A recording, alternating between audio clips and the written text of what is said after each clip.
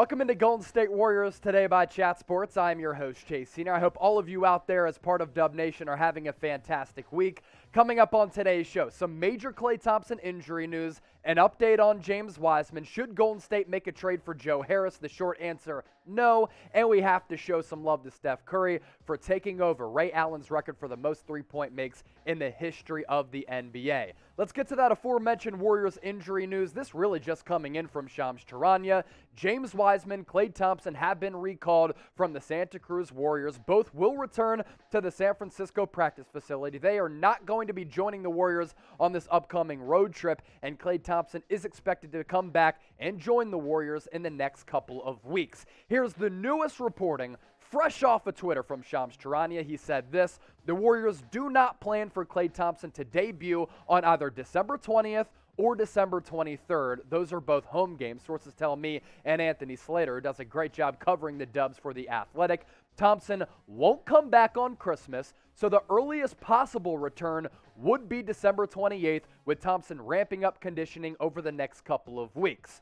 Okay, so that's the newest update on Klay Thompson. Either way, it is inevitable and it is imminent that he is going to rejoin the Warriors at some point, who I think are still the best team in the NBA. Either way, I cannot wait to see Klay Thompson make his return to the Golden State Warriors. We've seen glimpses, we've seen the highlights, we've seen the clips of him practicing pregame in full uniform. I think he looks like a healthy cat coming off those consecutive torn ACLs and torn Achilles injuries. He's been jumping well, moving well around the three-point arc. I like the jumping ability that I've seen, and we're talking about an all-time player here in Klay Thompson, who alongside Steph Curry literally changed the way that the game of basketball is played, not just in the NBA, but worldwide. You play pickup anywhere in the world, and kids are pulling up from 25, 30 feet because of the impact on the game of basketball that Steph Curry and Klay Thompson had made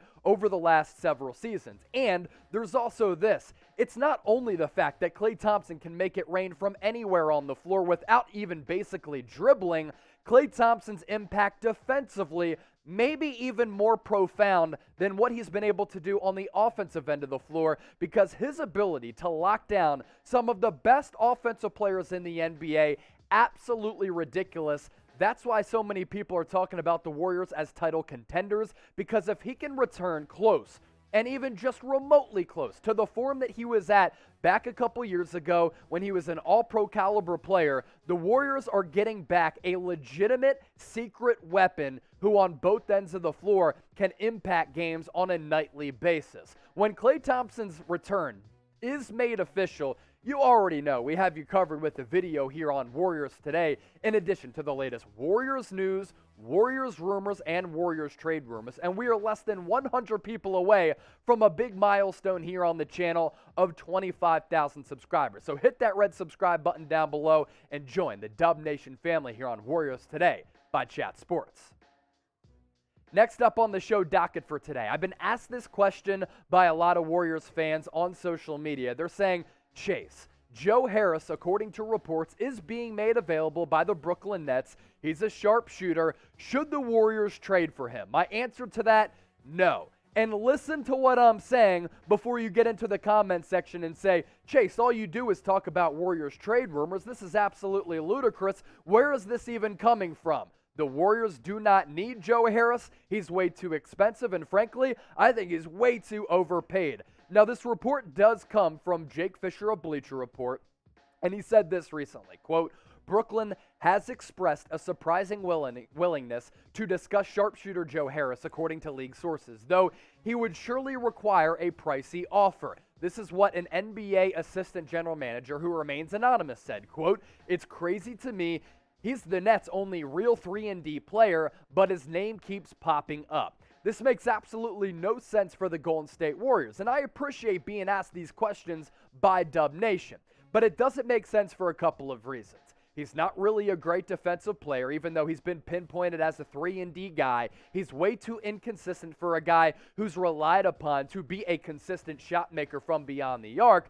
He really disappears in some big games, and his fit doesn't make sense on the Warriors roster either. You have Steph Curry, who is an MVP candidate. Klay Thompson is coming back. Andrew Wiggins is shooting the best that he's ever shot from three-point distance, and Jordan Poole can go on a heater any given night. There's also this, and I don't think this is going to impact his trade value all that much, but he did undergo recently ankle surgery, and he is going to be out for the next 4 to 8 weeks. And as we're about to show you, he is making a lot of money. So in addition to his on-court fit not making sense for Golden State, the dollar figures don't make sense either because the Warriors don't have a lot of money to mess around with.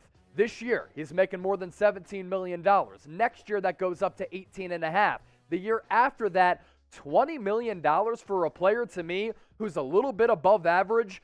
No thank you on these Joe Harris Warriors trade rumors. I voiced my opinion on the subject. What do you think, Dub Nation? This is part of the beauty of Chat Sports. We welcome you to voice your opinions on everything that we say. And you can even rip me in the comment section if you don't like the content daddy. Type Y for yes, the trade does make sense. Type R for it's ridiculous. Be sure to get those votes in the comment section right now. 2021 has gone by very, very quickly, and Christmas is right around the corner. And if you haven't done any holiday shopping, we have you hooked up thanks to our friends at Fanatics. This Nike Warriors t-shirt was $35. Now it's on sale for $24, only if you use that link down below. If you get anxiety and you start to panic about doing Christmas shopping so close to the holiday, sit at the crib, watch Warriors Today, and get this delivered to your doorstep by Christmas Day. You have to use that link down below, and that link will be available in the comments section as well as the description of this video. Want to continue to talk about Joe Harris here. His numbers are down from last year, and 2 years ago, I thought he was really, really good, but he's somewhat plateaued just a bit. 11.3 points per game, shooting only around 45% from the floor. Now, he is shooting about 47% from distance, which is a really solid number, and he can always be relied on to knock down his free throw attempts at an 83% mark. So Joe Harris is a really good shooter, but I just feel as though with the Nets now having Kevin Durant, James Harden, and whenever Kyrie Irving comes back, Kyrie Irving in the mix as well, Joe Harris is more of a rhythm shooter. Just imagine if Steph Curry had, 5 to 10 shots taken away from his arsenal on a game-in, game-out basis. He wouldn't be the same offensive player. Something like that has happened with Joe Harris, and that's why his numbers have gone down. So to summarize all of this up, no sir on Joe Harris. The Warriors don't need him. I don't think he fits, and he doesn't factor in nicely to their salary cap either.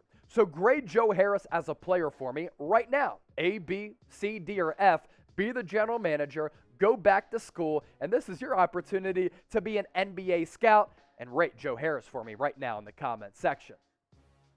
Have to show some love for Steph Curry before we dip out of here. The other night at Madison Square Garden, it served as the perfect setting for Steph Curry to overtake Ray Allen for the most three-point makes in the history of the NBA. And Steph Curry has literally changed the way that the game of basketball is played, and he's changed it forever.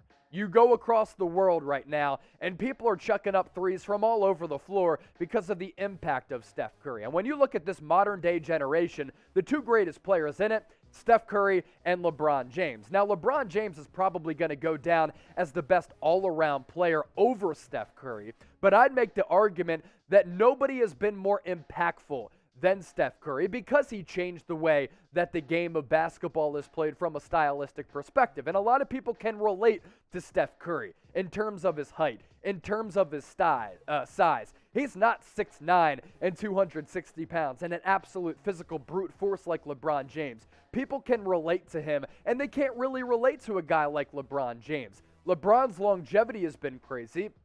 We'll see if Steph Curry can reach that mark at some point, but Steph changed the way that the game is played forever. And here's the crazy thing.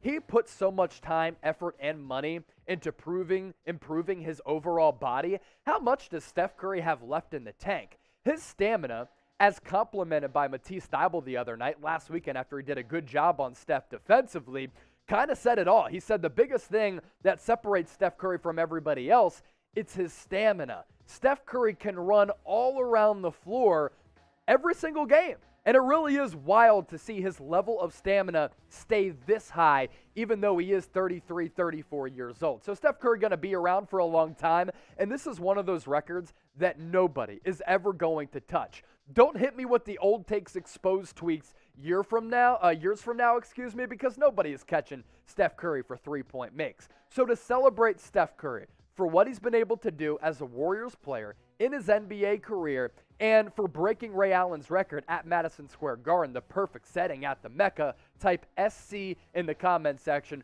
for the greatest player in the history of the Warriors, the most impactful player that we've ever seen in NBA history, and hey, a hell of a player that the Dubs have loved to see.